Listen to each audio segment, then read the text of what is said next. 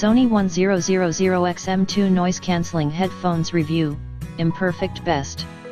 The past year has turned noise-cancelling headphones from purely functional tools to help you survive a long flight or a tiring shift at the office into truly enjoyable music stations.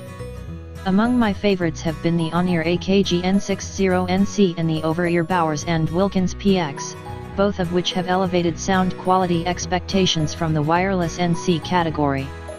So now Sony's second iteration of the 1000X, the $299.99 1000Xm2, have to outdo not only Bose and Sony's awesome first try but also a number of sweet-sounding alternatives from a suddenly highly competitive field. When presented with a pair of the 1000Xm2s, you'd struggle to identify the physical differences from the original 1000XS. Sony really nailed the essential design with its first generation of these wireless cans, and so the reprise is almost total. The exceedingly comfortable pads and headband are back, and the whole thing still folds down into a compact shape and into a semi-rigid case. As far as long-wearing comfort and portability were concerned, there was nothing for Sony to fix here, and so it's no surprise that the company is keeping what works. One structural complaint that has arisen since my review of the 1000X and has given rise to an 8-page thread on Sony's support forums is the headband of these headphones cracking easily. Since the design appears unchanged, it's reasonable to extend that worry about durability to the present 1000Xm2s as well. However, it appears that Sony has narrowed down the problematic headbands to a particular batch of 1000X units. In all my testing with both models of 1000X cans, I've never come close to even hearing a creak from them, let alone finding a crack.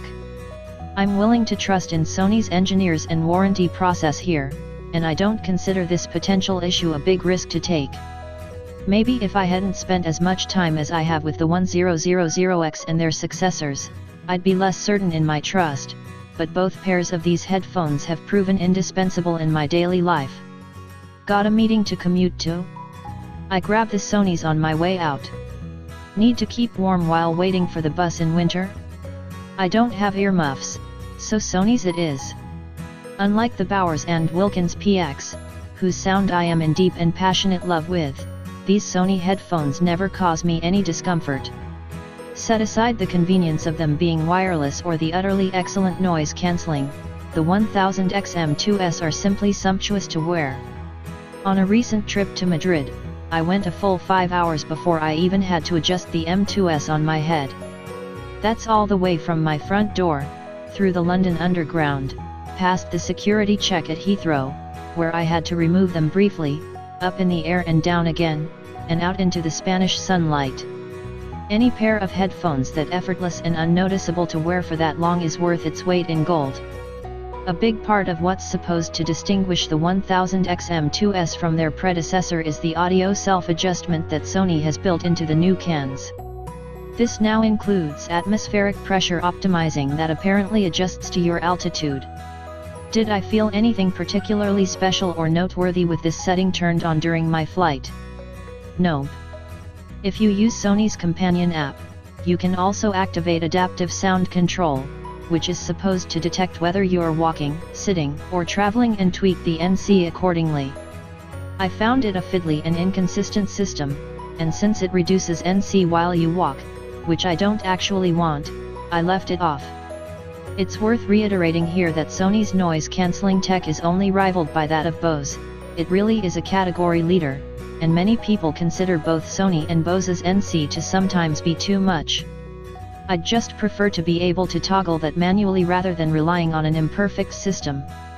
My feeling about the automated tweaks that Sony is introducing with the M2s is similar to how I feel about the BMW PX and the way they automatically stop playing music when I take the headphones off. Both are good ideas in abstract, and would be desirable if they worked with reliable consistency, but both annoy me more than they help because of the false positives when they do something I don't want them to. Sony's touch controls on the right ear cup of the 1000Xm2s are unchanged from the 1000X, which means my dissatisfaction with them remains as it was. I can make them work, but it requires more labor and precision than it should. A swipe up or down adjusts the volume, a swipe forward or back switches between tracks, and a double tap in the middle toggles playback. More than once, my double taps weren't registered and the M2S kept playing when I wanted them to stop. What's wrong with having a real, physical button that lets me control that? Sony already has buttons on the left cup for power and noise cancelling, and a hard play button wouldn't have broken any part of the design. It's equally annoying when I find myself getting into a song and trying to turn it up, only to have the headphones register my swipe as forward rather than up and thus skipping ahead. Last year, I celebrated the 1000X for being that rare pair of Bluetooth NC headphones that sounded great. This year, I think the 1000Xm2 might sound just a tiny bit better, but I can't be as forgiving in my judgment of their sound. Not after the Bowers and Wilkins PX swept through my life. So how do I feel about Sony's M2 sound? In a word, conflicted. I don't mean confused, I mean conflicted. The M2s are heavily genre dependent. Put on something rich on low notes and distortion, such as Dead Ma 5SW/2016 album/ and you'll be rocking out to the deep, murderous, satisfying bass. But here's the thing about Dead Ma 5, his music doesn't sound bad on any audio equipment, it welcomes and positively embraces distortion and imprecision. Blurry Face by 21 Pilots is another album that pops and throbs in a satisfying fashion through the 1000Xm2s, and I admit I enjoy the extra quantity of bass that these headphones deliver. But once I tread to more refined musical genres like classical or jazz, the muddy nature of the M2s low end is revealed and it's not pretty. Female vocals are an especially disappointing aspect of the M2s sound. I've recently gotten into listening to more from the likes of Kalela, Banks, Halsey, Willow, and Lorde, and the subtle emotive power of their voices is all but wiped out by the 1000Xm2s. Where the Bowers and Wilkins PX would make me want to dance in the streets with its perfectly balanced highs and lows, Sony leans too heavily toward the low end, deadening the exact frequencies that make the PX feel alive and exciting. Where Sony trumps Bowers and Wilkins, other than the more comfy design, is in having NFC-based pairing, which is simpler and easier than the usual Bluetooth malarkey. Both companies tout battery life numbers beyond 20 hours when the headphones are used wirelessly and with NC on.